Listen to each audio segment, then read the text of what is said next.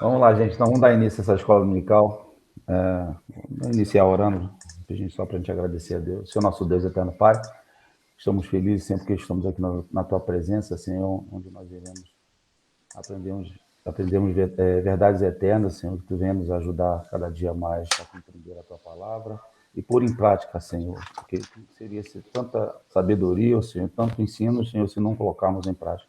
Nos ajuda, Senhor, cada dia mais estar firme, Senhor, e pautado, Senhor, naquilo que Tu queres, Senhor, para as nossas vidas, Senhor. Em nome de Jesus. Amém. Caiu para mim, né, um texto bem difícil, né, e pesado, né? Polêmico, é polêmico. Eu gosto desses textos polêmicos, cara. Eu tô esperando já a minha vez para falar. Por isso que eu vou tentar reduzir o máximo, porque eu sei que tem muita gente para brigar aí. Adoro botar essa polêmica aí. Adoro também, adoro essas polêmicas. Eu tô esperando a minha vez para falar. Isso foi intencional. Eu estou até com medo, rapaz, que eu vou te falar, que isso aí é briga para mais de 3 dias, sem parar. Foi intencional. Queridos, mas o texto Claro, Deus, que nos leva hoje a meditar, né? Lucas 16, né, do 1 ao 13. Né? A gente tem estudado aí, já algumas parábolas, né? E só para a gente recapitular, a gente falou, né, são quatro parábolas que vêm, né, direcionada, né, a idas e vindas. Mas eu anotei aqui a ovelha perdida, né? A moeda perdida, né? A dracma perdida, né? O filho pródigo, né? E logo em contrapartida, esse filho pródigo também a gente pode inserir ali também o irmão mais velho também, né? Que também traz um grande ensinamento, né? Até culminar nessa parábola de Jesus ali que ele vai trazer um assunto meio que controverso, né? Não porque se a gente prestar atenção no que realmente Cristo queria ensinar, né? É o grande problema do ser humano, né? Ele tem a tendência de pegar, ler todo o texto, né? E querer interpretar tudo que está ali, né? Mas sabemos que quando Jesus quando começa uma parábola, ele quer trazer uma verdade interna que está inserida naquele contexto, né? E a gente chegou a dar uma lida, né, de alguns estudos a respeito desse texto, né, especificamente, e a gente ficou assombrado, né, que as pessoas acham interpretação até para cada personagem, né, e traz para o dia de hoje, e olha que é Israel, é não sei o quê. A gente fica apreensivo porque as pessoas começam, né, mistificar muito o que quis, porque é uma parábola. O Ayrton falou bem logo num dos seus ensinamentos aí, de uma das parábolas. Ele falou que é um texto simples para trazer uma verdade, algo simples, né?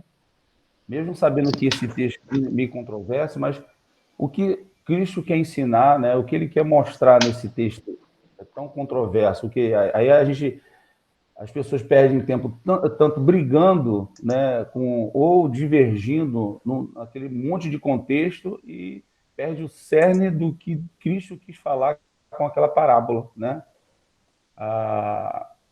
Então ele inicia um administrador, né, que um senhor, ele ouviu falar que o seu administrador estava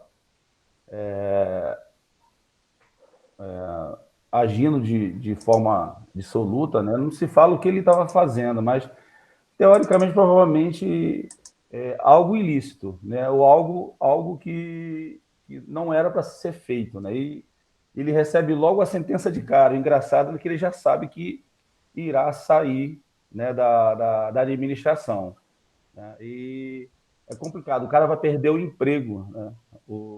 Imagina você no dia, o cara fala, ó, você vai perder o emprego, né? E fala para ele, ó, você vai perder o emprego por isso, isso, isso, isso. Vai lá, faz um ajuste de conta lá, que eu quero saber, quero um relatório daquilo tudo, né? Um relatório do que você, das finanças, do que está acontecendo, porque certamente você vai perder emprego. Né? E você vê a sacada, o primeiro momento, ele fica apreensivo, porque ele mesmo fala lá a história, né, que Jesus está contando, que o camarada ele fala, poxa, eu não sei, eu não tenho força para cavar buraco, né? Eu não tenho vergonha para poder virar um pedinte, você ficar pedindo, para você ver a dimensão que o que quis demonstrar ali. Esse camarada estava em maus lençóis, ou seja, uma situação de foi pego, né, foi pego lá com a mão na botija, né? Foi pego lá em erro e não tinha para onde escapar. Então vamos até brincar, estava tudo filmado, tudo, né, desenhado, tudo já. O mal foi aberto, ou seja, ele ficou desnudo na frente e ele sabia que não tinha jeito, que a sentença seria que ele não ia ficar mais como administrador. Está na cara que não haveria mais confiança do próprio Senhor, né? Quando a Bíblia também fala esse Senhor, Jesus está dizendo Senhor, está falando é o Senhor Deus, não está falando o Senhor dessa história, né? E o que acontece? Ele, né, tem um insight, né? Ele, né, tem poxa, se fosse na palavra um eureka, né? Na palavra na grega seria um eureka. Poxa, já sei o que eu vou fazer, né? Vou fazer aquela fila lá, vou chamar as pessoas que devem ao meu Senhor, né? As pessoas que tem que prestar conta, né? Eu vou fazer uma resuminho só para a gente chegar pelo menos ao ponto que nós queremos. Vou resolver aqui as pendências que tem, né? Vou arrecadar o máximo que eu puder arrecadar aqui para entregar ao meu Senhor e sair pela tangente, né? Ele não vai sair daqui sem dinheiro nenhum. E foi o que ele fez, né? Ele pega ali no texto é bem claro ali, na parábola que Jesus está contando, que, né, ele chama o primeiro lá, para você deve, o primeiro devedor, né? Você deve o quê? 100 potes, eu devo 100 potes de azeite, né? Então escreve ali, anota ali, você vai pagar 50. Poxa, imagina você um devedor, né, que você deve 100 ali, ou deve o que seja, um valor expressivo, e o camarada fala assim, não, vou te dar um desconto de 50%. Pô, você vai arrumar dinheiro, você vai tirar da onde não tem para poder quitar aquela dívida. E foi o que o camarada fez. E o seguinte, ele estava fazendo isso não era porque era bonzinho, né? Mas prossigamos. No segundo devedor, né, ele perguntou, quanto você deve ao Senhor? Não, 100 tonéis de trigo, né?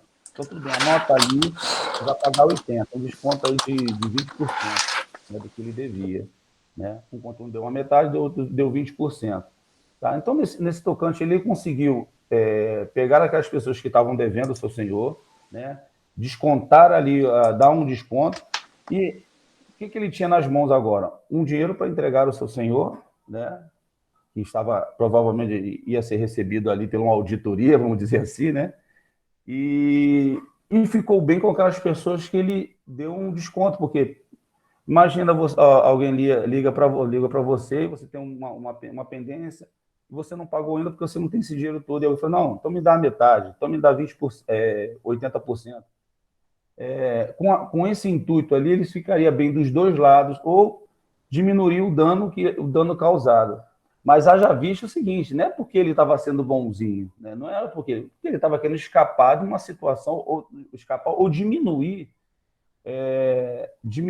o dano, né, que seria causado à sua vida.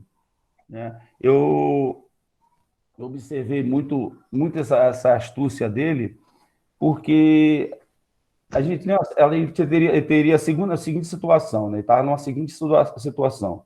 Tá?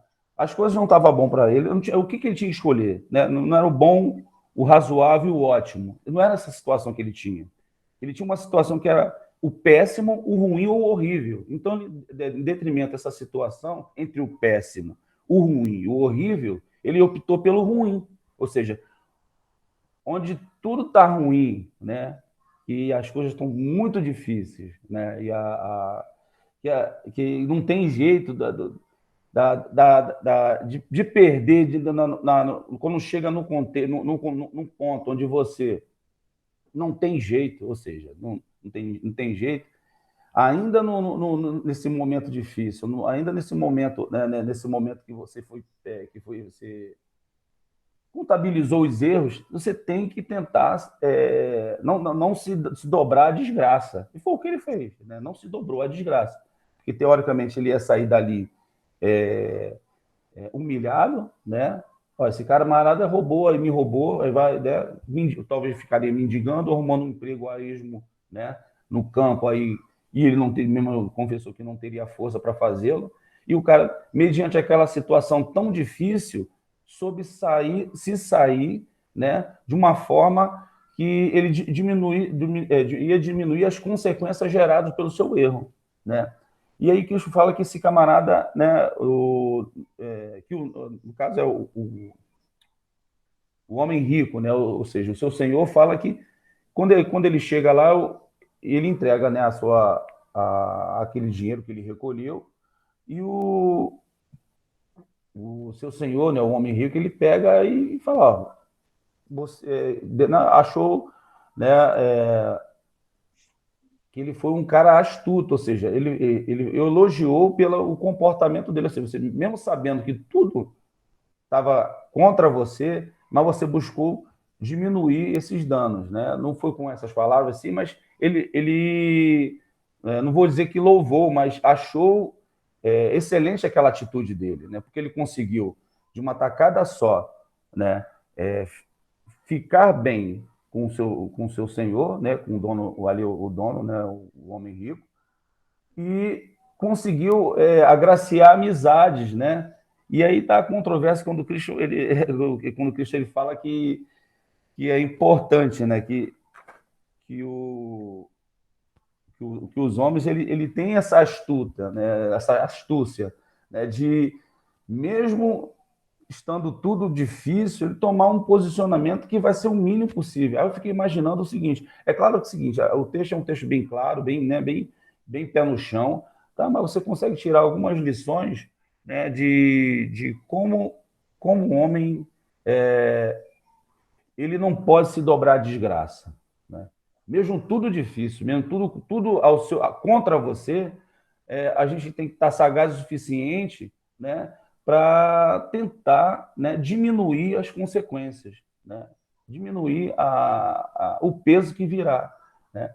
E aí, eu ouvindo algumas pregações, né, uma ou duas, de algumas pessoas, né, de, que é conhecida por nós, eu não vou citar quem, mas eu fiquei contente com uma porque conseguiu expressar o máximo, uma foi bem técnica, mas uma foi bem mais sensível com relação ao texto, né? E eu queria trazer isso para a gente hoje com relação a isso. Então, você tem uma situação ali difícil, né? E aí ele abre uma indagação, né? Uma indagação a respeito, né, se você reparar, essa palavra estava sendo contada, você tinha ali as pessoas que Jesus andava, né, os publicanos e os pecadores. E você tinha ali, por trás ali, os fariseus, né, ali os doutores da lei, ali, aqueles que detinham conhecimento, se achavam melhor que outras pessoas, né? E aí você pode perceber, né, que mesmo era uma parábola bem como posso dizer, bem direcionada para aqueles homens, né? Para aquelas pessoas que zombavam de Jesus, né? Quando Jesus termina aquela parábola, ele nota que que aqueles doutores da lei eles estão zombando, né? Zombando daquilo que tinha falado. Ele fala assim: ó, vocês não perceberam, né, o que eu tenho, o que eu estou falando aqui. E aí explica ali para eles que a aparência, né, é algo terrível, né? O homem hoje em dia ele tende a colocar a aparência, né, como algo padrão, né? Se o camarada está mal vestido, é porque ele é uma má pessoa. Se ele está bem vestido, ele é uma pessoa. Hoje, esse camarada deve ter grana, deve ter dinheiro, deve ser um cara estudado, deve ser provavelmente tem condições, ou deve ser um doutor. Então a gente julga, vive a nossa vida toda julgando a aparência, né? Outra coisa que que levanta a bola também, aqueles homens, eles viviam, eram pessoas avarentas, né?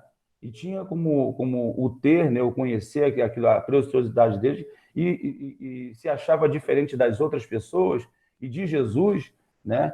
E assim recriminavam Jesus porque estavam com aquelas pessoas que da ralé, vamos dizer assim, ou eram os pobres, aqueles que não tinham condições, ou os pecadores, ou aqueles que impostos, e eles eram.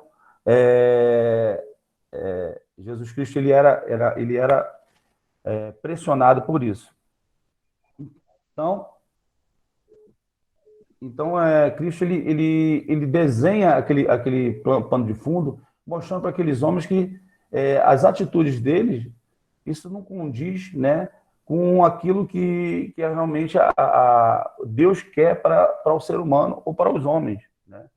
Nós sabemos que,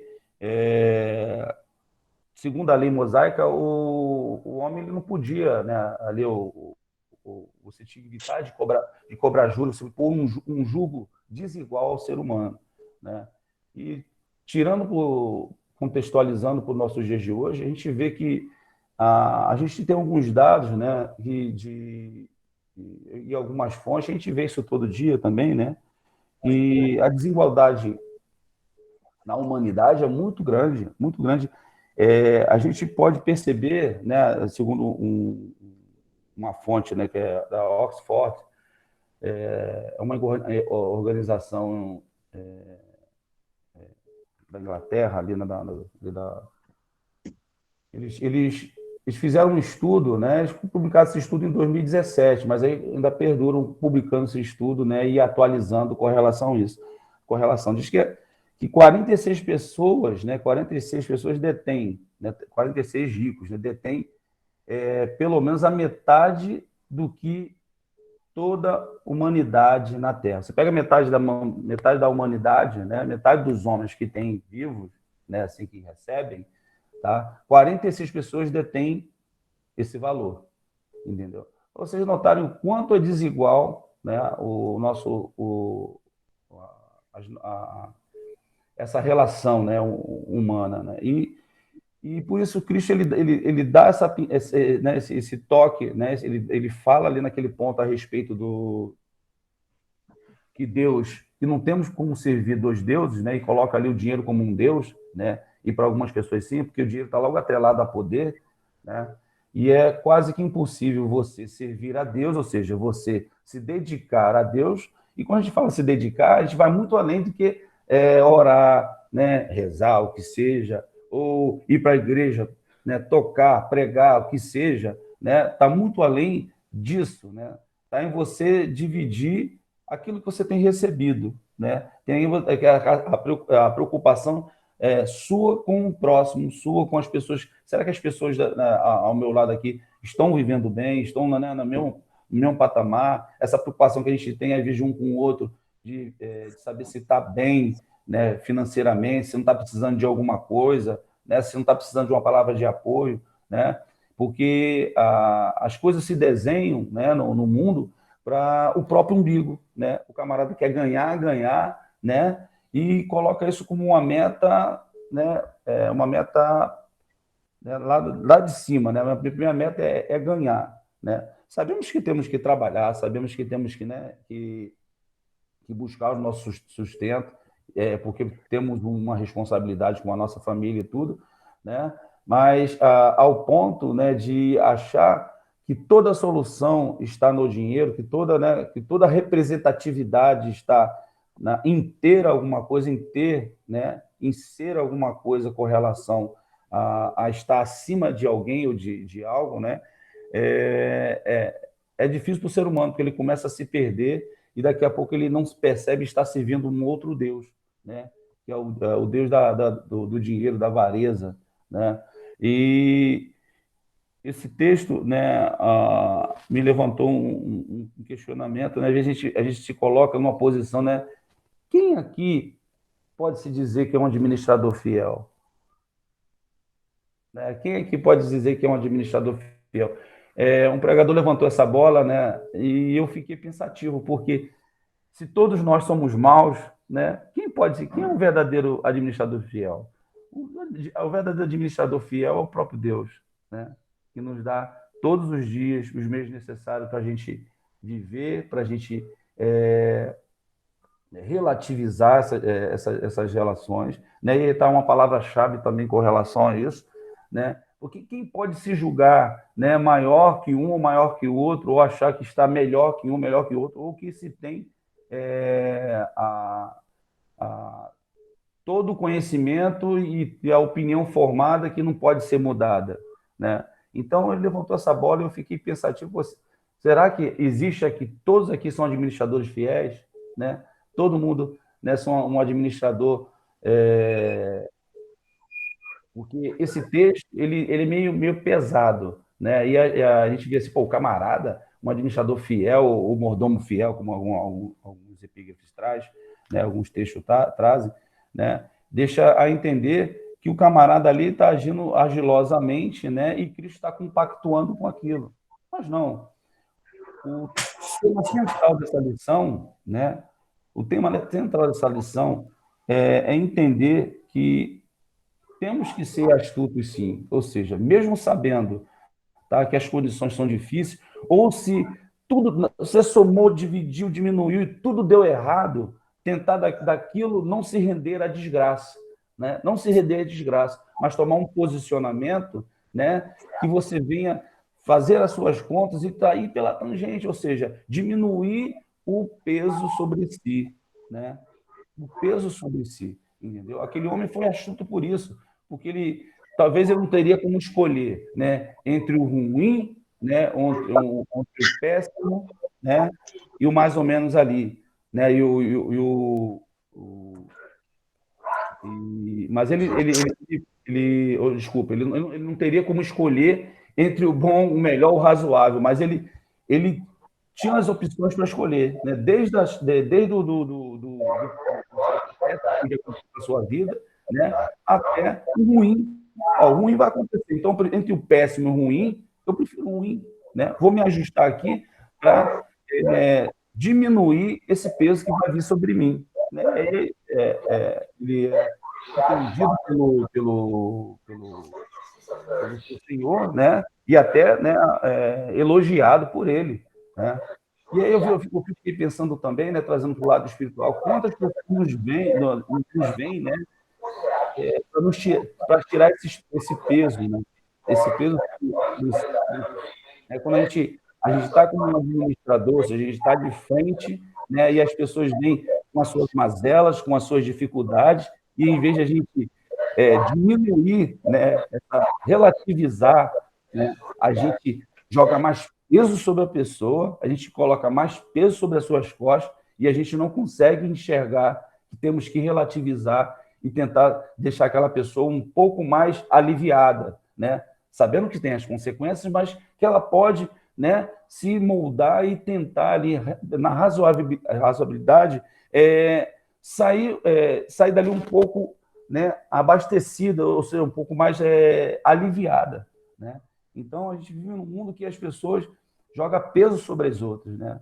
Então, somos administradores e Deus nos coloca nessa posição de sermos um administrador que relativiza, né? Nem tudo que eu quero relativizar, né? É você ponderar, né? É você trazer, né?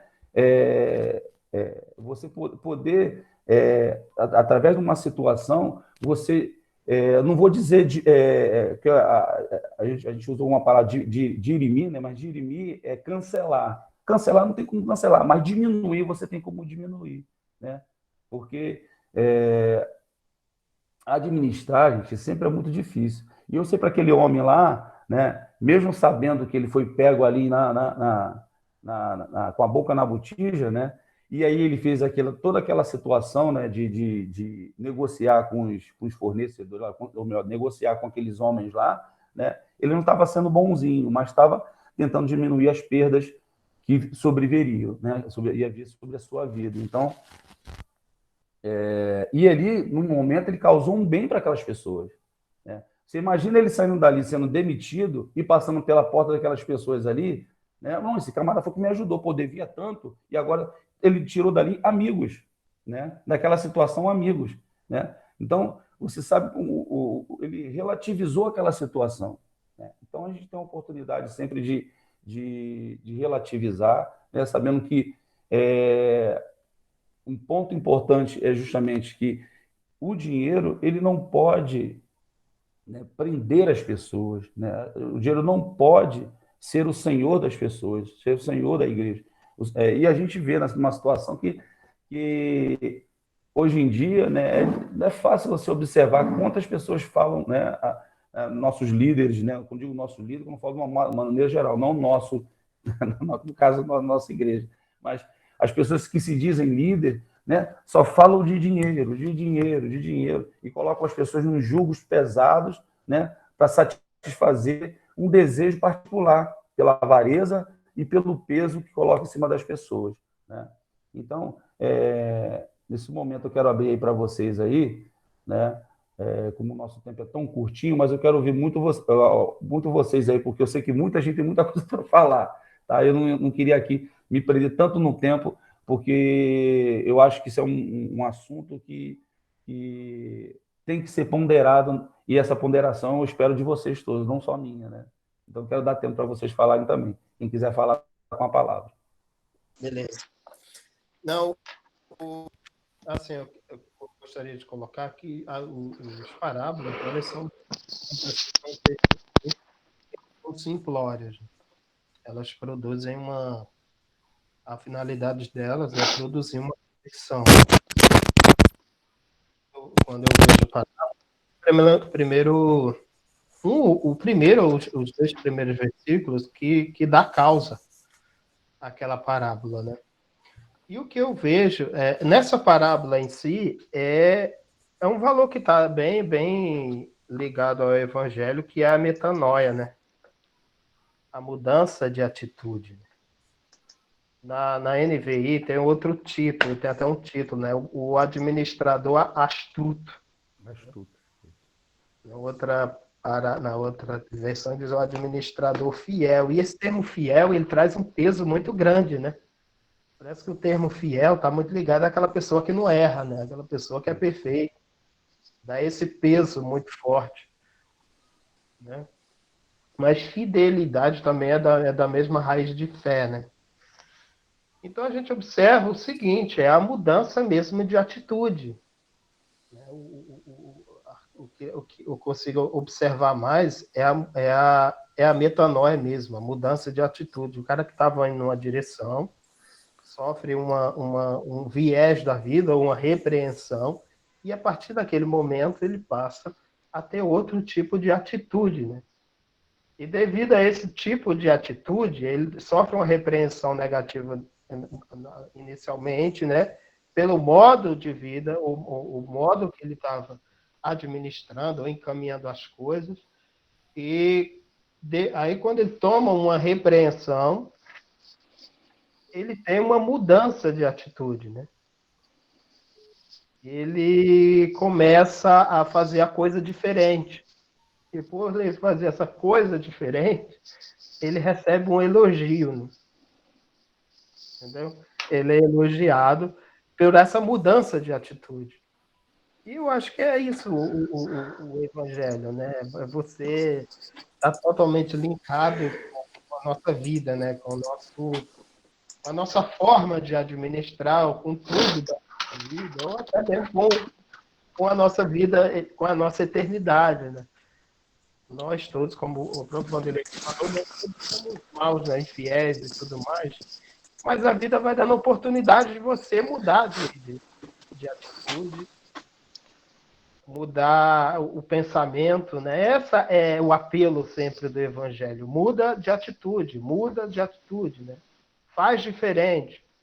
E é o que me chama mais atenção no texto, né? Essa mudança de atitude. O cara cai em si e diz, pô, desse jeito eu vou mesmo para o fundo do poço. E ele toma outra atitude. Ele começa a fazer diferente. Ele começa a chamar, começa a negociar. É tudo muito ilustrativo, muito simbólico, mas de fato, a essência é essa, né?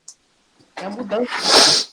O cara está indo numa direção e num determinado ponto, muda aquela direção e começa a fazer a coisa diferente, né? Então, essa é o que eu pude observar de mais pontual nessa parábola, é a questão da mudança mesmo de mente, a mudança, a metanoia. Tem gente que nunca muda a situação, né? Tem gente que nunca tem esse ponto de inflexão, e na parábola aqui é elogiado essa mudança de atitude. Ele fez alguma coisa diferente, né? Ele não ficou parado, se lastimando, né? Tudo acabou, não. Ele disse, não, eu vou ter que fazer alguma coisa aqui. E ele é elogiado justamente por essa atitude, né? E ele foi lá e negociou uma dívida. O que é muito feito hoje, né? O cara deve muito, os caras vêm para a dívida, não, tiro, sei lá, 70%, você paga 30% e tal. Acontece isso muito isso. Né? E isso foi isso que ele chamou. Ele chamou os credores e negociou e conseguiu se sair daquela situação. E assim tem que ser a vida, né?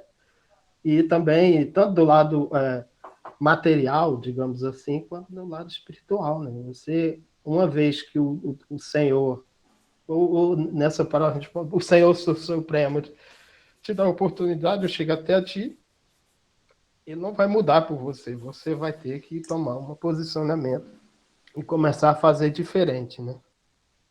É isso que eu gostaria de acrescentar.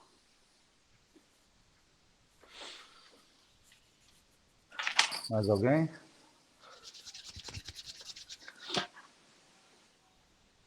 Então, eu vou falar um pouquinho também disso aí. Tá todo mundo me ouvindo? Okay. Eu gosto muito do texto bíblico, né? Porque em alguns momentos ele diverge um ponto do outro e aponta vários pontos de vista, mostra vários pontos de vista diferentes daquilo que a gente gosta de acreditar. A maioria da religião construída a partir do cristianismo, a maioria das religiões construídas a partir do cristianismo são religiões de tradição, mas o cristianismo é uma religião da palavra, né? O cristianismo é uma religião centrada na palavra e na pessoa do Cristo. Mas a maioria do corolário religioso montado dentro do cristianismo é a partir de tradições regionais, tradições temporais, tradições históricas, né? Algumas temporais históricas, e principalmente uma tradição ideológica. E o cristianismo ele faz a construção que hoje é mais pregada, e sempre foi, né? Muito pregada e pouco vivida. Mas há que se ter cuidado quando se fala sobre ela, que é o que o cristianismo é uma religião de homens muito bons.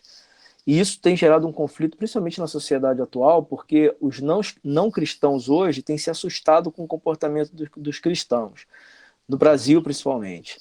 Hoje, por exemplo, você tem no Brasil um sem número de pessoas não cristãs que estão ficando com ojeriza dos cristãos, porque o cristão deveria ser aquela pessoa de razoabilidade, e a bondade ela não está nos extremos, né? A bondade, e a Bíblia mesmo diz isso, a bondade e a razão, elas estão dentro da razoabilidade. E a Bíblia, e Jesus, ele vem falar exatamente isso, porque os fariseus e os saduceus, os mestres da lei, essas duas classes, eles nascem ao longo do tempo.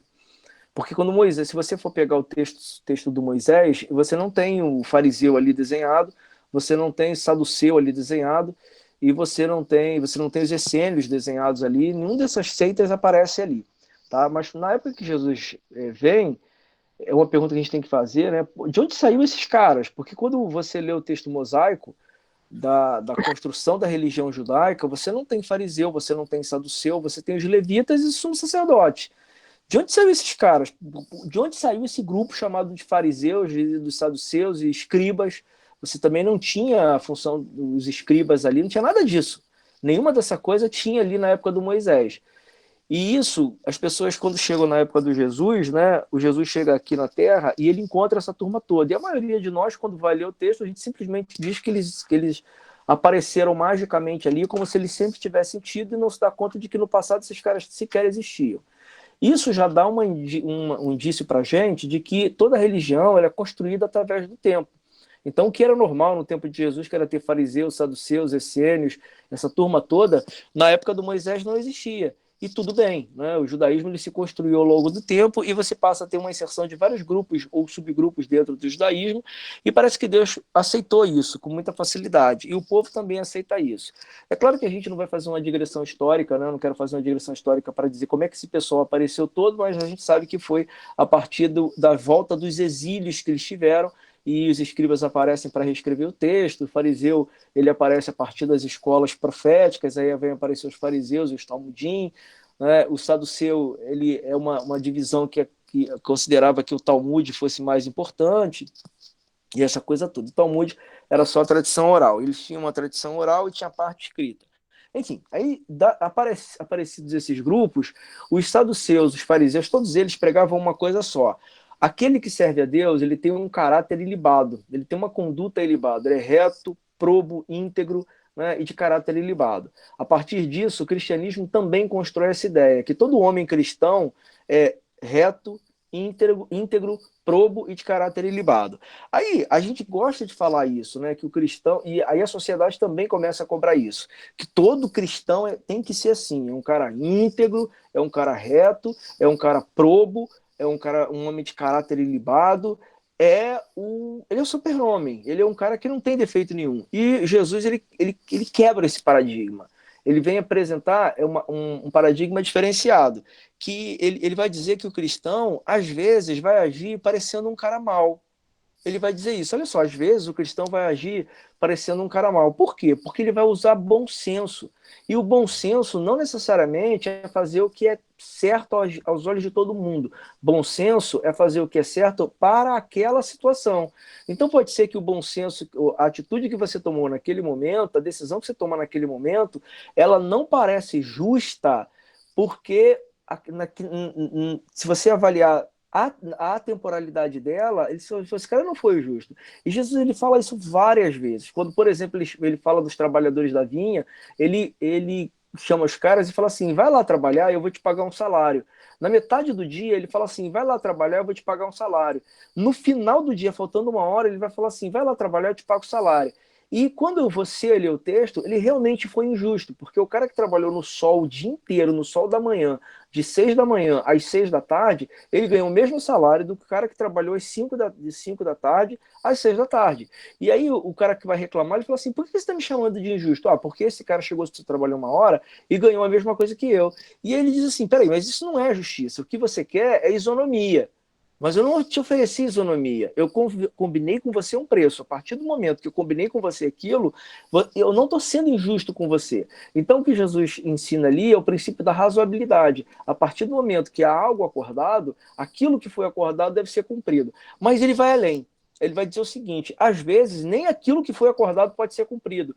Quando é que isso vai acontecer? Quando isso te trouxer um prejuízo real. E aí vem mais uma coisa que eu sempre digo, que Jesus ele não traz absolutamente nada de novo. Jesus, em tudo que Jesus fala, não tem nada de novo. Ele sempre tira alguma coisa do que já estava na Torá, do que já estava no Talmud, né? Do que já existia. Por exemplo, Jesus ele se declara aquele que veio resolver a questão do Deus, mas que já estava no Talmud isso. Então Jesus ele sempre traz algo de novo. As próprias parábolas a gente vê que quando Jesus traz, a parábola é uma cultura muito antiga, e eu conversei com um amigo essa semana e ele falava, a gente tem dois pontos de vista diferentes. Eu falo assim, eu falei para ele, eu acho o cristianismo muito pobre porque ele traz muita coisa de outras culturas. É um amigo teólogo que eu tenho que trabalhar lá comigo. Ele falou assim, Adailton, eu já acho que ele é muito rico exatamente por isso, porque ele traz muito de outras culturas. E o Salomão, ele vai trazer uma cultura que está fora até então está fora da Torá, no Eclesiastes capítulo 7, o Salomão vai falar um pouco dessa parábola. No capítulo 7, o Salomão diz assim, eu gosto muito do Eclesiastes, porque o Eclesiastes é um livro de gente madura. Se você lê o Eclesiastes e você for um cristão neófito, você se decepciona com o cristianismo. Porque o Eclesiastes está dentro do regramento do cristianismo, porque está dentro da Bíblia. Embora ele esteja falando do judaísmo, ele vai falar do comportamento humano. Então, se você abrir no capítulo 7, a partir do versículo 7, ele vai dizer assim, a opressão transforma o sábio em tolo, e o suborno corrompe o coração. Então ele vai dizer o seguinte, que o cara, a partir do versículo 7, que o cara, quando ele está numa situação de opressão, ele vai tomar decisões que, à vista das pessoas, ele é um tolo. Como, por exemplo, tirar a vida de alguém. Né? Esse cara é um tolo, tirou a vida de alguém. Mas ele tirou a vida de alguém para que a dele não fosse tirada. Né? Então, o cristão, ele tem que ser aquele que nunca mata. Como, por exemplo, aconteceu agora com a menina lá, que o pessoal disse que ele não tinha que matar o feto. Mas ali, novamente, é a opressão transformando o sábio em tolo. Eu não vou matar o feto, mas eu vou deixar uma criança que já existe morrer. Então, é sempre a questão do dilema. E o dilema é exatamente esse. Quando você se encontra numa bifurcação em que as duas decisões trazem consequências difíceis de serem encaradas. Isso é um dilema. É quando eu tenho uma decisão, né, uma bifurcação onde as duas decisões trazem questões difíceis de serem encaradas na sua consequência. E aí ele continua dizendo assim, o fim das coisas é melhor do que o seu início, o paciente é melhor que o orgulhoso. Vamos um pouquinho mais à frente, ele diz assim, quando os dias forem bons, aproveite-os bem. Quando os dias forem bons, aproveite-os bem. Mas quando forem ruins, considere, Deus fez tanto um quanto o outro para evitar que o homem descubra coisas sobre o seu futuro. Nesta vida sem sentido, eu já vi de tudo. Um justo que morreu apesar da justiça, e aí ele começa a chamar a tua atenção. A tua justiça, os teus atos de justiça vão levar à tua morte, então toma cuidado, porque você pode estar parecendo um tolo. Então nessa vida sem sentido, eu já vi de tudo. Um justo que morreu apesar da justiça, ou seja, você planta a tua... você tira a tua vida, você tira o teu prazer de viver, você tira a tua felicidade, você tira o sentido da tua existência só para provar para as pessoas que você é um homem justo. Então você é um tolo. E é isso que a parábola está dizendo. Então, para provar que eu sou um homem justo, eu acabo passando pela situação de tolo. Então é melhor não. Então, para essas pessoas, é melhor que você mostre para elas que você não é justo. E ele é bem objetivo nisso. Nessa vida, sem sentido, eu já vi de tudo. Um justo que morreu apesar da justiça. Então você pode, eu vou fazer tudo certinho, né? Eu sei que isso não vai dar certo, eu sei que eu vou ser infeliz, eu sei que a coisa não vai... Mas eu vou fazer certinho porque as pessoas precisam me ver fazendo certinho. É como alguém que quer provar alguma coisa para alguém. Como o Renato Russo dizia, né, que passou uma boa parte da vida tentando provar que não precisava provar nada para ninguém. Então o crente ele tenta muito fazer isso, né? Eu tenho que ser íntegro, mas tem hora que você não vai ser, e pronto, porque você vai gerar um prejuízo para si. E o ímpio que teve vida longa, apesar da sua impiedade. Então ele mostra a partir do versículo 15 que o ímpio, às vezes, ele acaba sendo abençoado pela longevidade, apesar da sua impiedade, porque ele soube ser prudente enquanto um justo não foi. Jesus ele vai repetir isso quando ele diz assim, sejam simples como sejam prudentes como serpentes, mas sejam inofensivos como os pombos. E ser prudente como serpente é exatamente isso. Se você viu que aquela situação vai te levar a uma condição de desgraça, e não necessariamente a morte, a desgraça, ao prejuízo, à infelicidade, a problemas que você vai ter que encarar e sejam muito difíceis de serem resolvidos, então deixa aquela situação. Deixa para outra pessoa, passa a vez. Agora, administra a tua vida, porque é essa que você tem. Não seja... Aí ele vai fechar... A gente diz, mas será que ele está dizendo isso mesmo? Tá, porque no versículo 16 ele vai dizer assim, não seja excessivamente justo. Não seja. Não adianta você ser excessivamente justo, porque o prejuízo vai ser grande para você. Vai ter hora que essa justiça toda, ela vai te gerar um prejuízo. Então não seja excessivamente justo. Tá? E os discípulos de Jesus, eles meio que aprendem um pouco isso, que quando Jesus é preso, todo mundo corre. Aí o cara fala assim, pô, mas que covarde. Que covarde não, ele não precisava morrer. Quem tinha que morrer era o Cristo, e não eu. Quem vai morrer é o Cristo, não sou eu. Se ele é realmente o Cristo, se ele realmente é o Cristo, ele vai ressuscitar. Se ele não ressuscitar é porque não era. Pronto, ser fininho, eu não vou ficar aqui para sofrer no lugar dele. Tá? Tanto que o João, por mais amigo que fosse de Jesus, ele espera Jesus ser preso, ele espera Jesus ser interrogado, ele espera colocarem Jesus na prisão para depois ele ir lá visitar. Porque João era um cara bem relacionado, e você vê que ele entra na prisão de Jesus, mas quando ele entra, já tinha acontecido tudo. Ele não vai, deixa eu assistir isso aqui. Não, deixa acontecer e depois a gente vai lá. Então, não seja excessivamente justo, aí ele continua, nem demasiadamente sábio. Então não dê resposta para tudo. Essa semana eu assisti 2 palestras de 2 pessoas bem velhas, né? Uma foi o Leonardo Boff, que eu me apaixonei, tive vontade de trazer aquele cara para minha casa, cuidar daquele velhinho. Mas eu vi e aí teve um outro cara que estava falando sobre filosofia, né? Foi o Leonardo Boff, um outro que vocês não conhecem. Mas enfim, o Leonardo Boff e o outro não adianta porque é um cara muito sem fama. Mas eu estava conversando com um colega de trabalho e ele também viu essas duas palestras e ele estava falando, cara, e a gente chegou à conclusão, velho fala muito e quando não sabe inventa. E aí é exatamente isso, não seja demasiadamente sábio. Tá? Porque se você vai dar solução a todas as coisas, não, eu vou aqui tirar uma solução. Não, haja como um tolo de vez em quando. Haja como um tolo. Deixa as pessoas acharem que você é tolo. E vai a máxima do Abraham Lincoln, né? É melhor ficar calado e deixar que as pessoas saibam que você achem que você é um tolo do que abrir a boca e acabar com a dúvida. Né? Então, fica calado. Às vezes você tem que parecer tolo mesmo, porque se você abrir a boca, você acaba com a dúvida e acabou. Então, não seja excessivamente justo e nem demasiadamente sábio. E aí ele vai perguntar o seguinte depois, né? Se você for demasiadamente justo, excessivamente sábio, você vai destruir a si mesmo. Para que fazer isso? O Salomão vai perguntar, para que você vai fazer isso? São as verdades absolutas. Por que eu vou contar para todas as pessoas todas as verdades? Porque quando você conta, pensa no quem é você de verdade?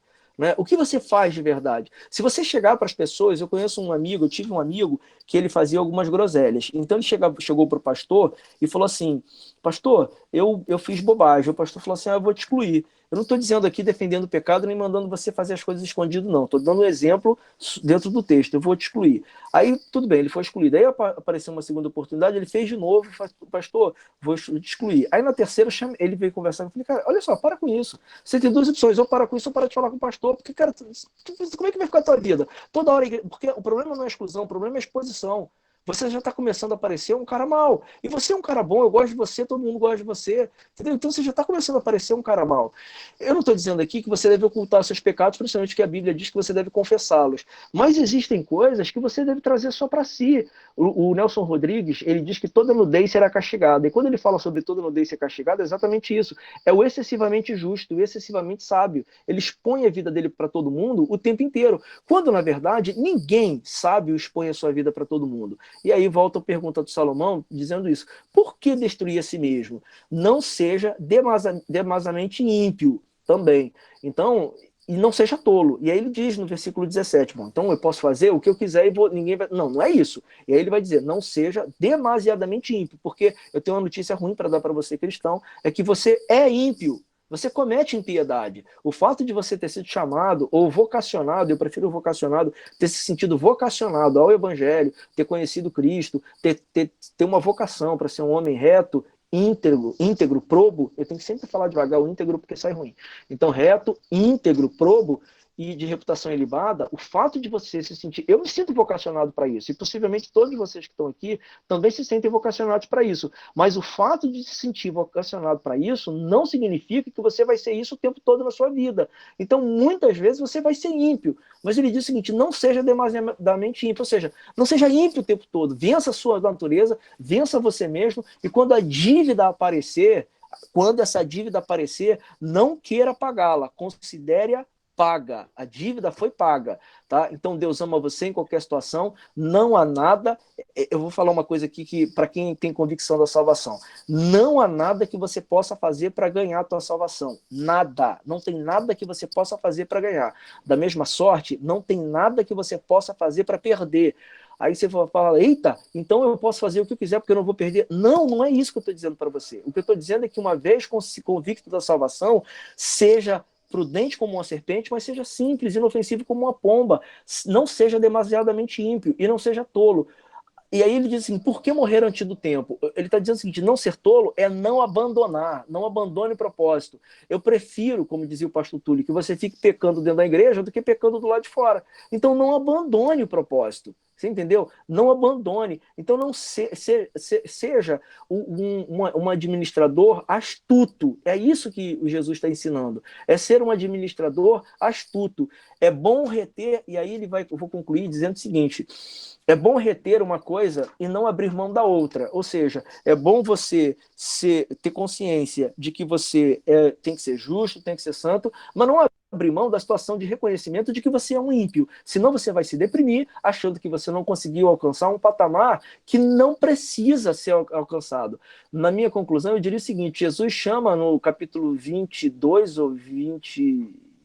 19, não, 22 não, é 17, 18 e 19 ali de Mateus, um desses 3 capítulos, ele vai dizer o seguinte para os homens: sabe, os fariseus e os saduceus façam tudo que eles ensinam, mas não vivam a vida que eles vivem, porque eles têm prazer em serem ímpios. Então e aí ele vira para os fariseus e diz assim: vocês colocam um peso sobre a vida das pessoas que nem vocês carregam. E aí você fala assim: pô, peraí, mas o que os fariseus ensinavam era servir a Deus. Então esse peso eles não carregavam? Não, porque eles deixavam de dizer para as pessoas que elas iam ser ímpias uma boa parte das vezes. Então não se sinta culpado, porque não há nada que você possa fazer para perder a tua salvação. Tendo dito isso, eu posso dizer que a parábola do administrador infiel é que eu não vou chegar para as pessoas para dizer o quanto eu sou falho. Para que destruir a mim mesmo? É como alguém que está numa briga e dá um soco em si mesmo. Eu não vou chegar para as pessoas para dizer o quanto eu sou falho. Claro, eu não vou mentir. Eu não vou dizer que leio a Bíblia quando não leio, porque isso aí já é mentira. Então, não seja excessivamente sábio, não seja excessivamente bom, não seja ímpio o tempo inteiro. Então, o que é ser cristão, então? É essa balança, que às vezes você vai agir como um tolo. Eu vou ver um cara assassinando o outro, pensa bem, tem um cara ali na frente que entrou numa briga, ele puxou uma faca enorme e vai matar o outro que é inocente. Dá vontade de você ir lá e tirar, só que você vai morrer, cara, porque o cara tem 2 metros de altura, tem, sabe, de braço, tem de braço a tua cintura. Então, ou você deixa essa morte passar e salva a tua vida, ou você vai lá e morre 2. Tá? Então é isso. O administrador infiel é não se exponha, tenha zelo pela sua pessoa, tenha zelo pela sua imagem. Não significa ocultar as coisas, mas significa ter consciência de que você é tão ímpio quanto justo e que ninguém é santo. A gente gosta de pregar e dizer assim: nós somos santos. Não, você não é santo, tá? Eu vou tirar essa imagem de você. Você não é santo. Santo é Deus. Fora ele, não tem mais ninguém. Tá? O próprio Cristo, ele teve a bom senso, o Jesus, quando ele estava por aqui passeando, resolveu os problemas seu, meu, de todo mundo. Quando ele veio dar um rolê, ele estava aqui e as pessoas disseram para ele o seguinte: bom eu, por que você está me chamando bom? Bom é o Pai. Se Jesus ele conseguia ser prudente como uma serpente, simples como uma pomba, ter consciência da sua impiedade, porque a ele foi imputado todos os pecados, ter consciência que era humano e não se considerava bom, por que eu vou cair na tolice de me achar santo, sábio, inteligente? Não, então não seja sábio o tempo todo, não seja excessivamente bom, não seja excessivamente sábio, dá uma de tolo de vez em quando, fica calado para ninguém achar que você, né, fica calado de vez em quando. Eu, às vezes, no trabalho, eu fico calado, eu vejo os caras lá no meu trabalho, e até na igreja mesmo, tá? Às vezes eu vejo umas coisas na igreja, eu vejo as pessoas falando, discutindo algumas coisas, que eu falo assim: cara, eu vou sair de perto, não vou ter que falar. É melhor sair de perto e ficar calado, tá? Então isso é a minha participação, espero ter colaborado. Eu vou passar, eu sei que tem mais gente querendo falar, e Dalmo Darleia. Assim, não falar sobre a parábola em si, mas falar, como eu preguei na quinta-feira, o que está me preocupando muito, como um cristão, né? Vamos dizer assim, eu sou neófito comparando com vocês, mas comparando a muita gente velha, o meu conceito de cristianismo, eu não sou mais neófito, não. Eu participo de alguns grupos cristãos na internet, cara, e no Facebook, me assusta. Isso me assusta. Ontem, um irmão, não lembro qual país, cara, tem alguns africanos, né, por falta de comunidades no país deles, são países de língua portuguesa, eles entram nas comunidades brasileiras. E ele perguntou se negro herdaria o reino dos céus. E eu fui lá no perfil dele ver se o cara estava de zoeira ou se era uma dúvida real. E pelo perfil do cara, eu vi que era uma dúvida real, que o cara não era brasileiro, ele era de um país africano. O que o pessoal desceu a lenha nele, cara, chamando ele de racista, falando que a pergunta é idiota, falando assim, mas massacraram o cara, tanto é que o administrador tirou do ar a pergunta do cara. Aí eu fui lá e conversei com esse irmãozinho, e a dúvida dele era real. Ele falou que os negros são amaldiçoados, e aí ele está com essa dúvida e tal.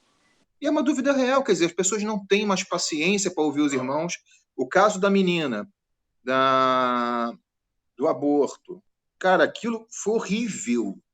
Eu sou chamado de cristão, eu gosto de ser chamado de cristão, mas tá difícil ser chamado de cristão, porque cristão só tem feito coisa errada, cara. Cristão só tem feito coisa feia.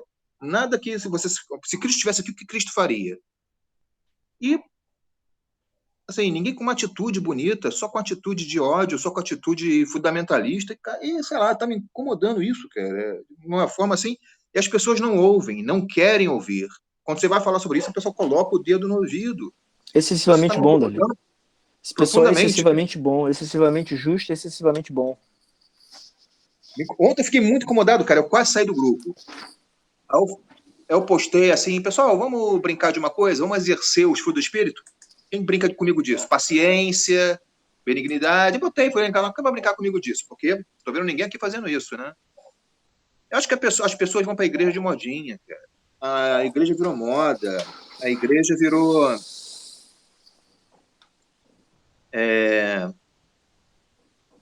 sei lá, a igreja virou passagem. A igreja não é mais igreja. A igreja, eu vou lá para cantar, vou lá para louvar, vou lá para saltar, para rodar igual um peão, mas não... eu não vou lá para aprender a amar o próximo, não vou lá para melhorar. Darley. Eu tenho tido uma certa decepção com o que eu tenho visto. Eu já Darley. sabia disso, tá? Eu já sabia disso. Darley, tá me ouvindo? Essa dúvida desse irmãozinho lá africano é legítima, porque acabei de ler aquele livro Escravidão, né?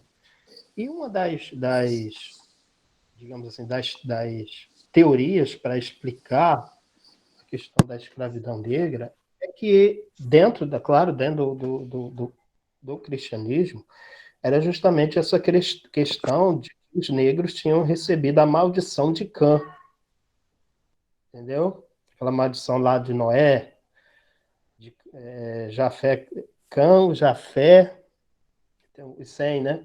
Então Cã tinha recebido essa maldição e os africanos eram descendentes de Cã e, portanto, carregavam essa maldição, entendeu? Isso era uma das justificativas na época para a escravidão negra, entendeu? Então isso surge e isso é difundido dentro dos meios cristãos mais radicais. Não, Ayrton, e tem também o sinal de Caim, né? Literal, a gente ignora isso, mas o sinal de Caim era literalmente a cor da pele, o que é considerado a cor da pele. E o Sem, ele encontra os descendentes de Caim, o Cã, né? Cam, ele encontra os descendentes de Caim e daí nascem os negros. Então eles são um povo amaldiçoado, porque eles são os primeiros assassinos da terra e os primeiros que traem, né, a família. Então, essa dúvida dele é legítima exatamente por conta disso. E por anos o cristianismo defendeu isso mesmo, sobretudo por conta dos mouros. E porque você vai olhar os mouros, né, o pessoal que deu origem ao islamismo, todos eles eram negros, e as outras culturas também. Então, o cristianismo sempre foi uma religião essencialmente branca, e de pessoas de pele branca. Você pode ver que o cristianismo é uma das maiores religiões do mundo, mas é uma religião ocidental. Você tem o cristianismo, 35% do mundo é ocidentalizado cristão. E esse é 1/3 da população. E a maioria é esmagadora branca. Quem é negro e é cristão, esse negro, ele vem Viviane, interfone. Esse negro, ele vem de uma migração, ou seja, ele cai no Brasil, entendeu? Ele cai no Brasil, ele cai na América, ele cai na Europa porque imigrou para cá, porque ele foi trazido pela escravidão, sob vários contextos ele foi trazido, mas esse negro não recebeu a bênção do cristianismo. Então a dúvida dele é legítima porque ela é bíblica. A Bíblia, gente, ela legitima a escravidão e legitima a segregação por raça. Tá? É importante que a gente não ignore isso. É claro que quando você vai pregar, a gente não prega isso, mas a Bíblia legitima. A Bíblia não é só coisa bonita, tá, gente? Tem muitas coisas que na Bíblia não são bonitas. Por isso que eu falo, às vezes, com as pessoas, sempre que eu posso, eu falo isso. Eu falei com vocês na quinta, na sexta-feira eu tive um debate lá no trabalho, que a gente teve os alunos lá, eu tive um debate no trabalho e falei para eles, leiam a Bíblia de forma arguta. Não tenta encaixar o que você acredita dentro da Bíblia. Tenta perguntar o texto, que é a interpretação textual, é isso. Tenta perguntar o texto, o que ele está dizendo. Esquece o que você sabe. Abre a Bíblia e pergunta o texto, o que ele está dizendo. Você vai se decepcionar algumas vezes, mas você vai gostar muito da pessoa do Jesus, porque o Jesus ele vai cancelando um monte... Jesus ele vai acreditar em algumas coisas que você não acredita mais, tá? Isso é verdade. Não vou dizer quais são, mas lê, você vai ver que Jesus acreditava em coisas que você não acredita mais, mas ele vai cancelar todas essas segregações. cancelar isso tudo. Inclusive, Jesus ele vai convidar você a uma vida não religiosa, a uma vida até de ida ao templo, de leitura da palavra, de aprendizado. Ele convida as pessoas a aprendam a palavra, ouçam os fariseus, vejam o que eles ensinam, mas ele cancela esses preconceitos todos, essa segregação toda. Perfeitamente. Era até uma forma de inferiorizar a raça negra, né? Exatamente. Mas eu fico preocupado com a maneira que as pessoas reagem, cara. O pessoal chamou ele de burro para baixo. Mandou assim, vai ler Bíblia, aí não sei o que. Pô, cara, o cara tá perguntando, o cara tem 16 anos. Assim, eu olhei lá, não vi a idade dele não, mas o cara é estudante secundarista, deve ter uns 16 anos. Aí eu perguntei, é uma dúvida real? Aí falei para ele que em Jesus Cristo não há maldição nenhuma, que todos são salvos. Ele derramou sangue na cruz por mim, por você, por o seu pai, por o rico, pelo pobre. Eu expliquei, eu tive paciência para explicar, cara, mas a galera não tem. A galera quer cuspir teologia sem saber nada de teologia. E é muito difícil sem ler Bíblia. É complicado, cara. Cuspir cristianismo sem estar com Cristo. É bem complicado. E dá uma certa vontade, assim, dá vontade de falar, não, cara, isso aqui não dá para ficar, não. Só que ao mesmo tempo que não dá para ficar, eu falei, pô, se isso aqui não dá para ficar, é onde eu tenho que ficar. Porque aqui é que eu tenho que contribuir. Mesmo que eu apanhe de vez em quando. É aqui que eu vou ter que contribuir com um pouco que eu sei. Um pouco que eu aprendi. Beleza. E voltando para a parábola, eu gostei da explanação do Vanderlei. Eu também nunca parei para estudar essa parábola, não tinha entendido ela a fundo, porque eu nunca tinha sentado para estudar, só li. Então, gostei da explanação, gostei, deu para entender legal. Depois, com a colocação de vocês, também ficou legal. Mais alguém, pessoal? Eu acho importante isso que o Darli falou e o Adel também. Porque, gente, a Darli até falou, né? Tem um monte de pseudos teólogos aí, né? As pessoas que emitem opiniões diversas aí, sem mero conhecimento nenhum ou nenhuma vivência, né? É porque ouviu falar e ouviu dizer. Isso é um grupo que tem se levantado, né? Hoje em dia aí, né, se deu voz, né? O radicalismo, né? O cara que se sente o mais puro dos puros e sai atirando para tudo quanto é lugar. Agora, é importante também salientar, né, que a gente não pode ficar quieto mediante essa situação, porque a gente tem que abrir a boca e falar, né? A gente sabe que tem momentos de ficar quieto, de você se recolher para você não atritar ou chegar a um ponto de brigar, que não é a nossa intenção, mas de expor, né, o verdadeiro ensinamento, né, as pessoas abrirem a boca e condenar umas às outras, né, e trazer situações difíceis depois de você. É igual a pessoa que ele pega aquele bolo de linha e tenta ali desembolar, porque alguma pessoa se diz entendida e começa a atirar em tudo quanto é gente, em tudo quanto é segmento, ou em nas minorias, né, porque se tem uma razão, né, e acho que aquilo ali é axioma total, entendeu? Esquece de relativizar, né, e tentar. É claro que quando eu falo relativizar, não é porque você vai ter que dizer mentira ou se adequar à mentira para poder falar alguma coisa, mas sim entender a visão de mundo das pessoas, né, porque o que eu acho a vez certo para mim, a outra não acha certo, né? Mas, no fim, entender que a gente não está aqui, né, para massacrar ninguém, mas sim se ajudar e tentar, na medida do possível, dar as mãos para poder chegar no mesmo fim, né, no entendimento de que Deus ama todo ser humano e Deus quer, como o Ayrton falou também, e a gente fala muito também, né, todos nós, a gente vai para essa mesma linha, agregar as pessoas, né? Então, é importante que nesses últimos dias aí, ou nesses momentos que nós temos passado aí, se levantou, se deu voz a pessoas tão radicais, né? Que atropela as outras, né? Temos também que abrir a nossa boca, né, e falar, está errado, né? Tá errado. Essa é a visão dos profetas menores, né? Porque os profetas menores faziam isso, né? E botavam o dedo na ferida, está errado, entendeu? Você não vai brigar. Se você vê que a situação não vai se trazer uma construção ali, um diálogo, você até sai, mas não deixa de se expressar, né? Não deixa o mal evoluir, né? Se a gente se cala, o homem mau ele se coloca, né? E a gente é aquela máxima, né? Uma mentira contada várias vezes pode se tornar uma verdade. E nós não podemos nos calar nesses momentos tão difíceis aí que a gente tem no dia a dia aí, as pessoas sendo tão radicais e atropelando as outras. Amém? Mais alguém quer falar alguma coisa? Contigo aí, Dailton. Se você quiser terminar aí. Pode orar e agradeço a presença de todo mundo aí. Eu convido vocês sempre a ler a Bíblia, gente. É tão rápido ler a Bíblia. Eu acho que a leitura, pelo menos para mim, acho que todo mundo aqui está acostumado de uma certa forma a ler, né? Então a leitura para mim é uma coisa muito eu consigo ler todo dia, tá, cara? A não ser em dias excepcionais, tipo um sábado que saio de casa, aí esses dias eu acabo não lendo.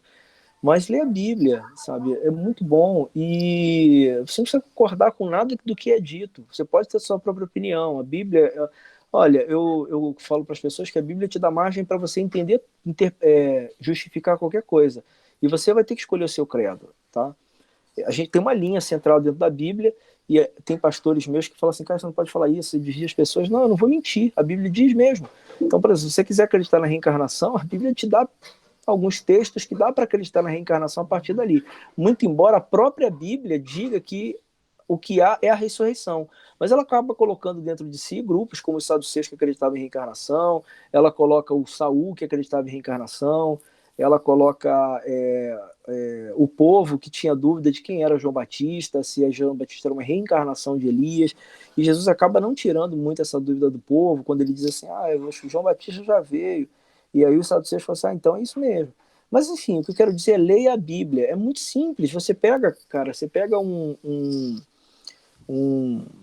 qualquer hora do teu dia, no final do dia, senta, a gente vê novela, cara, a gente vê série da Netflix, então você lê a Bíblia, se você lê 5 capítulos, você não leva meia hora, e é tão rápido, é uma leitura tão tranquila, e lê outras coisas também, lê outros livros, tá? Vale a pena, a leitura é uma coisa muito importante, faz com que o teu filho, você quer que o teu filho seja um leitor, deixa ele te ver lendo.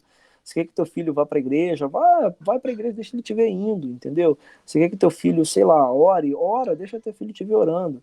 Né? Você quer que teu filho acorde e fique gritando, igual o meu, que tá gritando ali agora, papai, sem coragem de sair da cama? Seu Petros. Mas é isso, lê a Bíblia. O que eu posso aconselhar a vocês é ler a Bíblia. Vai ter hora que eu vou estar certo, vai ter hora que eu vou estar errado, mas é importante que você saiba no que você crê. Isso é mais importante. Quando eu falo, por exemplo, que eu não acredito em profecia, você pode acreditar. Não tem problema nenhum, e possivelmente alguém vai profetizar para você, e pode até ser que seja de Deus mesmo. Não vai profetizar para mim, porque Deus vai falar assim, já que você não crê, eu não vou nem profetizar para você. E ele não precisa perder tempo mesmo, porque ele sabe que eu não acredito, então, eu acredito que ele não faça mesmo, então, mas você não precisa acreditar igual a mim, entendeu? Você pode ser um cara pentecostal total, aquele cara que vê anjo, eu não gosto disso. Vocês sabem, quem é meu amigo há muito tempo, todos vocês sabem que desde os 15 anos, a gente teve um pastor que já não incentivava muito isso, que era o João Bezerra, e ele não gostava de profecia, eu acho que talvez por herança dele, eu acabei não gostando também, mas você não precisa acreditar igual a mim, você pode ler a Bíblia, porque a Bíblia também te dá espaço para você acreditar na profecia, e as profecias estão aí, tá? Deus abençoe a tua vida, desculpa aí ter falado demais, gente. Só lê a Bíblia, lê a Bíblia. Então, vou orar para a gente terminar, ok? Senhor nosso Deus, eterno Pai, estamos felizes por tudo, Senhor, esses momentos passados na Tua presença, Senhor, podemos colocar no nosso coração a Tua palavra, Senhor, e agir de bom grado com as pessoas que nos cercam, Pai. Ó Senhor, diminuindo, Senhor, cada dia mais, Senhor, as consequências, ó Senhor, das pessoas que nos sobrevêm, ó Deus, pedindo um alento, Senhor, e que possamos também, Senhor, nos esforçarmos mais, ó Deus, Senhor, a administrar bem a nossa vida, Senhor, a reconhecer os nossos erros, Senhor, que temos consciência, Deus, que o administrador fiel, Senhor, és Tu, ó Deus, que não muda e permanece para sempre. Mas nos ensina, Senhor, cada dia mais tomar a melhor decisão, a ponderar, Senhor, relativizar, Senhor, e poder incluir as pessoas, Senhor, no Teu reino, ó Pai. Não, Senhor, afastar as pessoas de Ti, Deus, mas que a nossa vida seja luz, ó Deus, para aquelas pessoas que precisam, Senhor, ó Pai, alcançar a Ti, ó Deus. Usa a nossa vida. Espera, Petros, eu estou aí na reunião. Em nome de Jesus, em nome de Jesus. Amém. Meus irmãos, fiquem com Jesus e até a noite. Pessoal, beijo grande. Até mais tarde. Bom sempre estar com vocês.